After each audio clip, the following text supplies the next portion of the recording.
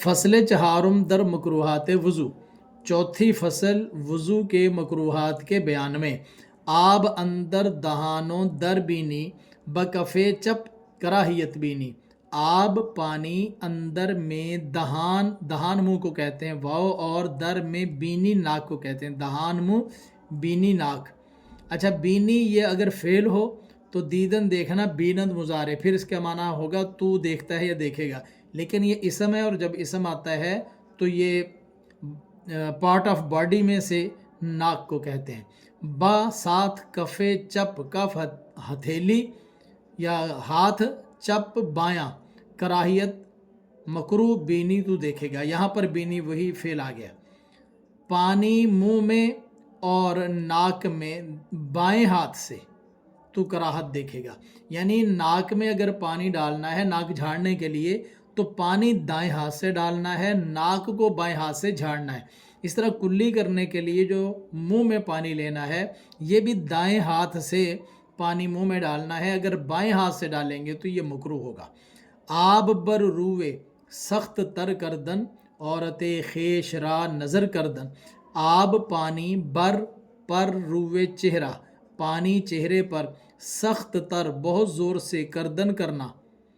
منہ پر پانی زور سے کرنا، زور سے مارنا، یعنی منہ دھوتے وقت پانی زور زور سے منہ پر مارتے ہیں اور منہ پر لگنے کے بعد پانی کے چھینٹے ادھر ادھر بھی گرتے ہیں، یہ بھی مکروہ ہے۔ عورت خیش اپنی عورت، را کو نظر کردن نظر کرنا، اپنی عورت کو نظر کرنا، یہاں عورت سے مراد اپنی، شرمگاہ ناف سے لے کر گھٹنے تک یہ درمیانی حصہ جو ہوتا ہے اس کو عورت کہا جاتا ہے، اس کو دیکھنا بھی مکروہ ہے۔ خوے در آب ہشتن از عمدن، سخن اندر مقام استنجا، خوے تھوک، در آب پانی میں، ہشتن پھینکنا، از عمدہ از سے عمدہ جان بوجھ، تھوک پانی میں ڈالنا جان بوجھ کر، سخن باتیں کرنا، اندر میں، مقام جگہ، استنجا استنجا، استنجا کی جگہ میں باتیں کرنا، یہ سب مکروہات بیان ہو رہے ہیں۔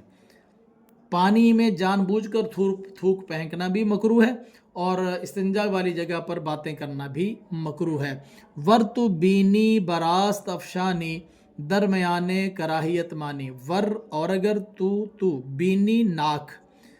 براست یہ با الگ ہے، راست دایاں ہاتھ، دائیں ہاتھ کے ساتھ، افشانی تو جھاڑے گا، اور اگر تو ناک دائیں ہاتھ سے جھاڑے گا، درمیان کراہیت مانی، درمیان بیچ کراہیت مکروہ، مانی تو رہے گا، ماندن رہنا، مانند مضارع، تو یہ فعل مضارع کا صیغہ ہے، کراہت کے درمیان رہے گا، یعنی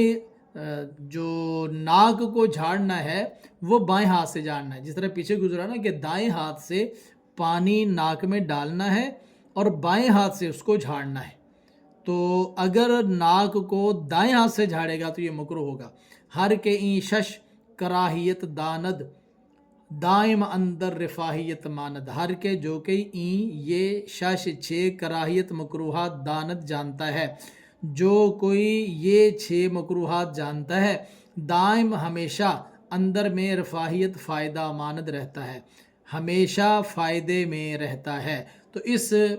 فصل کے اندر وضو کے مکروہات بیان کیے گئے ہیں، تو بیان اس لیے کیے جاتے ہیں کہ ہمیں پتہ ہوگا کہ یہ عمل مکروہ ہے، تبھی تو ہم اس سے بچیں گے، اس لیے آپ نے فرمایا کہ جو بندہ یہ مکروہات کو جانتا ہے وہ ہمیشہ فائدے میں رہتا ہے، کیونکہ جب وہ جانتا ہے تو وضو کرتے ہوئے وضو کے عمل میں ان چیزوں سے بچ کر رہے گا اور اس کو فائدہ ہوگا۔